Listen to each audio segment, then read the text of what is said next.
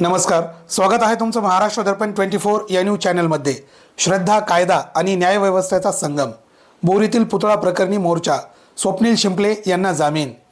जिंतूर तालुक्यातील बोरी येथे धर्मवीर छत्रपती संभाजी महाराज यांच्या पुतळ्याच्या उभारणीच्या पार्श्वभूमीवर निर्माण झालेल्या वादानंतर शहरामध्ये घडलेल्या घडामोडींना आता नवे वळण मिळाले आहे। एका बाजूला नागरिकांनी जिल्हाधिकारी कार्यालयावर शांततामय मोर्चा काढत आपल्या भावना प्रशासनापर्यंत पोहोचवल्या, तर दुसऱ्या बाजूला अटक करण्यात आलेल्या स्वप्नील शिंपले या तरुणाला परभणी जिल्हा आणि सत्र न्यायालयाने जामीन मंजूर करून मोठा दिलासा दिला आहे। पुतळा म्हणजे केवळ धातू किंवा दगडाची प्रतिकृती नसून तो समाजाच्या श्रद्धा, आस्था आणि स्वाभिमानाचे प्रतीक असतो। महान व्यक्तिमत्वांच्या पराक्रमाची स्मृती जपण्यासाठी समाज स्मारके उभारतो।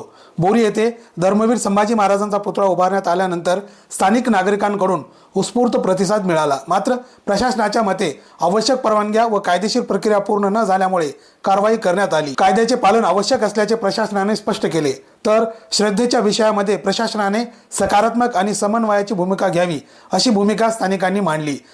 या पार्श्वभूमीवर बोरी शहरातील नागरिक, तरुण, महिला व ज्येष्ठांनी परभणी येथे एकत्र येत जिल्हाधिकारी कार्यालयावर शांततामय मोर्चा काढला। संबंधितांवरील गुन्हे मागे घ्यावेत, अटक करण्यात आलेल्या तरुणांची सुटका करावी आणि सर्व कायदेशीर प्रक्रिया पूर्ण करून पुतळा अधिकृतरित्या बसविण्यात प्रशासनाने सहकार्य करावे अशा प्रमुख मागण्या यावेळी करण्यात आल्या। निवेदनामध्ये महिलांशी गैरवर्तन झालेल्या तक्रारींची चौकशी करावी, तसेच पुतळ्याच्या विटंबनेबाबत आरोप असलेल्या कर्मचाऱ्यावर नियमानुसार कारवाई करावी अशी मागणीही करण्यात आली।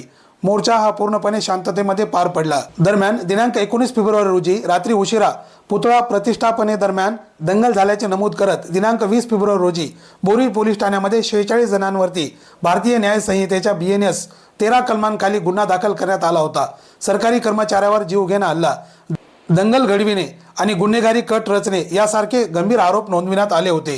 या प्रकरणामध्ये 4 जणांना अटक करून न्यायालयीन कोठडीमध्ये पाठविण्यात आले होते। त्यानंतर ॲडव्होकेट सुनील बुधवंत यांनी जिल्हा आणि सत्र न्यायालयामध्ये जामिनासाठी अर्ज दाखल केला।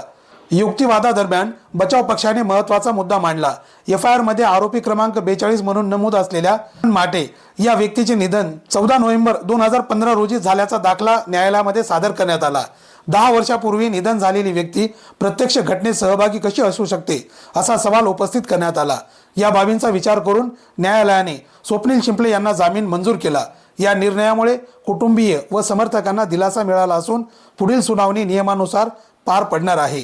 बोरी प्रकरणामध्ये श्रद्धा आणि कायदा या दोन्ही बाजूंचा सन्मान राखत सकारात्मक तोडगा निघावा अशी सर्वसामान्यांची अपेक्षा आहे। लोकशाही मार्गाने आंदोलन आणि न्यायालयीन प्रक्रियेद्वारे दिलासा या दोन्ही गोष्टी समाजातील संयम आणि न्याय व्यवस्थेतील विश्वास अधोरेखित करतात।